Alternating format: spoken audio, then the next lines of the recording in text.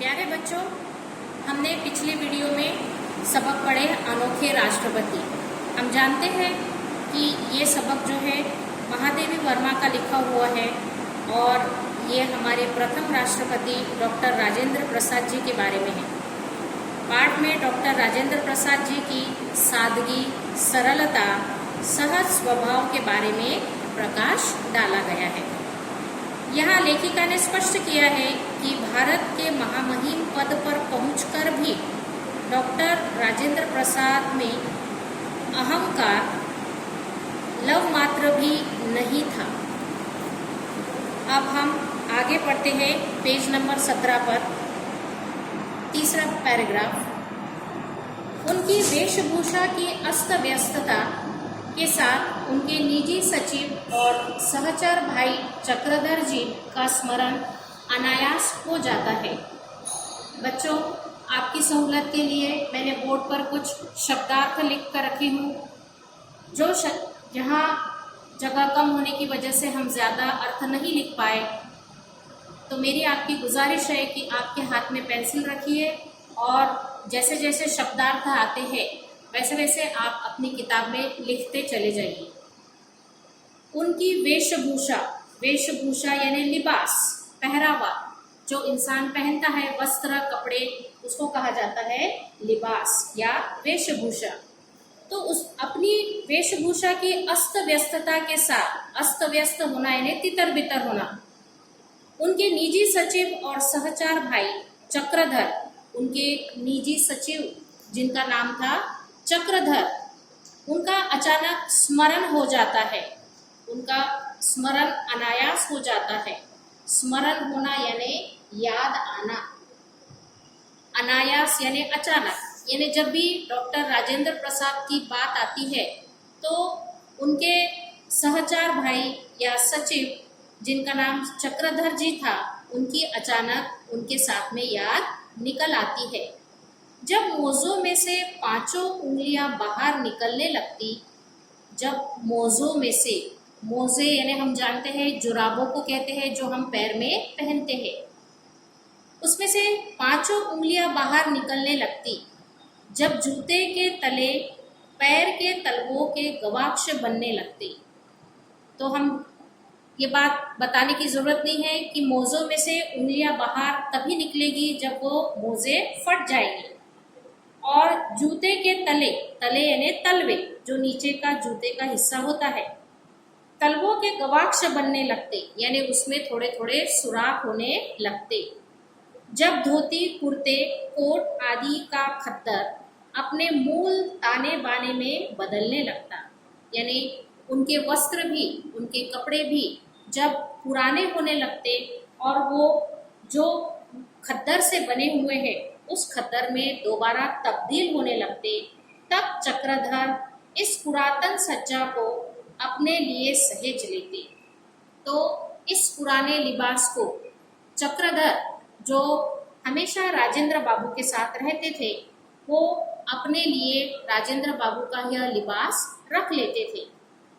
सहेज लेना, सहेज लेना यानी अपने पास रख लेना। उन्होंने वर्षों तक इसी प्रकार राजेंद्र बाबू के पुराने परिधान से अपने आप को प्रसारित कर कृतार्थता का अनुभव किया था। यानी उन्होंने कई वर्षों तक राजेंद्र बाबू के इसी पुराने परिधान यानी इसी पुराने लिबास को पहनकर अपने आप को प्रसादित करना यानी सजाना, संवारना, और इसमें उन्होंने अपनी कृतार्थता समझी थी, यानी इसमें ही उन्होंने इत्मीनान किया था। मैंने ऐसे गुरु शिष्य या स्वामी सेवक अब तक नहीं देखे। तो लेखिका का यह कहना है कि मैंने ऐसे गुरु शिष्य, गुरु यानी हम जानते हैं उस्ताद और शिष्य यानी शागिर्द, और ऐसे स्वामी सेवक, स्वामी यानी साधुओं को कहा जाता है या जो हमको जीने का सही रास्ता बताते हैं, और सेवक जो उनसे तालीम हासिल करते हैं, जो इनसे इल्म लेते हैं, उनको सेवक कहा जाता है। तो तो लेखिका का कहना है कि ऐसे साधु सेवक उन्होंने आज तक कभी नहीं देखे। राजेंद्र बाबू के निकट संपर्क में आने का अवसर मुझे सन 1937 में मिला। वे कहती है कि राजेंद्र बाबू के निकट आना यानी करीब आना, पास आना, तो उनके पास में आने का अवसर यानी मौका, उनको यह मौका सन 1937 में मिला जब वे कांग्रेस के अध्यक्ष के रूप में, जब राजेंद्र बाबू कांग्रेस के अध्यक्ष के रूप में महिला विद्यापीठ महाविद्यालय के भवन का शिलान्यास करने प्रयाग आए। तो जब राजेंद्र बाबू 1937 में कांग्रेस के अध्यक्ष वे थे और वे महिला विद्यापीठ महाविद्यालय के अध्यक्ष के रूप में उसी महाविद्यालय का शिलान्यास करना यानी नींव रखना, जब वो महाविद्यालय बनने जा रही थी तो उसकी नींव रखने के लिए डॉक्टर राजेंद्र बाबू को वहाँ बुलाया गया था। तभी उन्हें यह अवसर प्राप्त हुआ कि वे राजेंद्र बाबू से आमने सामने बात कर सके। उनसे ज्ञात हुआ कि उनके संयुक्त परिवार में 15-16 पौत्रियां हैं जिनकी पढ़ाई की व्यवस्था नहीं हो पाई है। तो जब उन्होंने राजेंद्र बाबू से आपस में बातचीत की तब उन्हें यह ज्ञात होना यानी मालूम होना, तब उन्हें यह मालूम हुआ कि उनके संयुक्त परिवार उसे कहा जाता है जिस परिवार में सब सदस्य मिलजुल कर रहते हैं, यानी जैसे मसलन चाचा चाची, दादा दादी, माँ बाप, उनके बच्चे, ये सब जब मिलकर एक ही घर में आप रहते हैं उसे कहा जाता है संयुक्त परिवार। तो ऐसे संयुक्त परिवार में उनकी तकरीबन 15-16 पौत्रियां हैं, यानी तकरीबन 15-16 ऐसी पौत्रियां थी। पौत्रियां यानी बेटे की बेटियां, या जिसको हम पोती बोलते हैं। तो ऐसी पोतियां थी जिनकी पढ़ाई की व्यवस्था नहीं हो पा रही है। हम जानते हैं कि उन दोनों में लड़कियों को पढ़ना मुनासिब नहीं समझा जाता था और बहुत कम स्कूल थे जहाँ पर लड़कियों को इल्म दिया जाता था। तो अभी तक राजेंद्र बाबू की जो पौत्रियां थी उनकी पढ़ाई का कोई बंदोबस्त नहीं हो पाया था। मैं यदि अपने छात्रावास में रखकर उन्हें विद्यापीठ की परीक्षाओं में बैठा सकूं तो उन्हें कुछ विद्या प्राप्त हो सकेगी।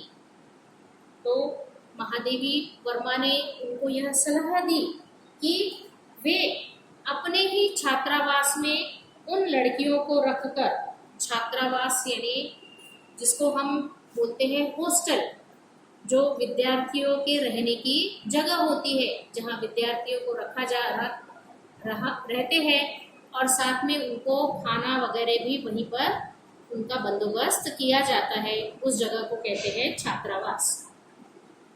तो मैं यदि अपने छात्रावास में रखकर उन्हें विद्यापीठ की परीक्षाओं में बैठा सकूं तो उन्हें कुछ विद्या प्राप्त हो सकेगी।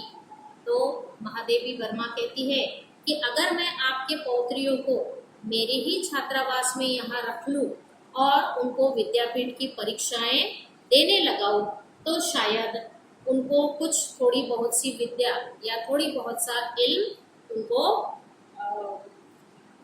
प्राप्त हो सकता है। पहली बड़ी, फिर छोटी, फिर उनसे छोटी के क्रम से बालिकाएं मेरे संरक्षण में आ गई। तो पहले बड़ी यानी पहले सबसे बड़ी पोत्री, फिर उसके बाद में उससे छोटी, फिर उससे छोटी, ऐसे क्रम से, क्रम यानी तरतीबवार, ऐसी तरतीबवार सभी बालिकाएं मेरे संरक्षण में, संरक्षण यानी हिफाजत में, मेरे हिफाजत में आ गई थी, यानी महादेवी वर्मा के हिफाजत में वे सब आ गई थी। उन्हें देखने प्राय उनकी दादी और कभी कभी दादा भी प्रयाग आते रहे। तो अपनी पौत्रियों को मिलने के लिए अक्सर, प्राय यानी अक्सर यानी बार बार, उनकी दादी और कभी कभी उनके साथ में उनके दादा भी प्रयाग अपनी पौत्रियों को मिलने के लिए आते रहे और इस तरह से उनकी मुलाकात महादेवी वर्मा से भी होती रही। तभी राजेंद्र बाबू की सहधर्मिणी के निकट संपर्क में आने का अवसर मिला और तभी महादेवी वर्मा को राजेंद्र बाबू की सहधर्मिणी यानी पत्नी, बीवी, तो उनकी सहधर्मिणी यानी उनके पत्नी के निकट आना यानी करीब आना, उनके संपर्क में आना यानी बातचीत करना, तो उनके करीब वे आई और उनसे बातचीत करने का उन्हें अवसर मिलना यानी मौका मिलना। वे सच्चे अर्थ में धरती की पुत्री थी। तो महादेवी वर्मा को उनसे बातचीत करने के बाद यह अंदाजा हुआ कि शायद वे सच्चे अर्थ में यानी हकीकत में वे शायद धरती की पुत्री थी, यानी इस जमीन की ही बेटी थी। वे साध्वी, सरल, क्षमामयी, सबके प्रति ममतालु और असंख्य संबंधों की सूत्रधारिणी थी।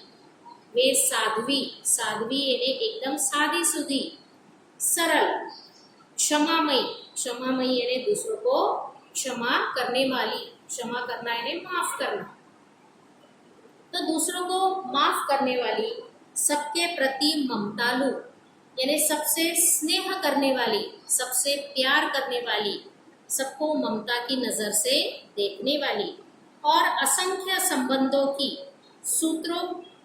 सूत्रधारिणी थी। ऐसे असंख्य संबंध वो निभाने के काबिल थी और सभी लोगों से उनके व्यवहार जो थे बहुत अच्छे थे। अब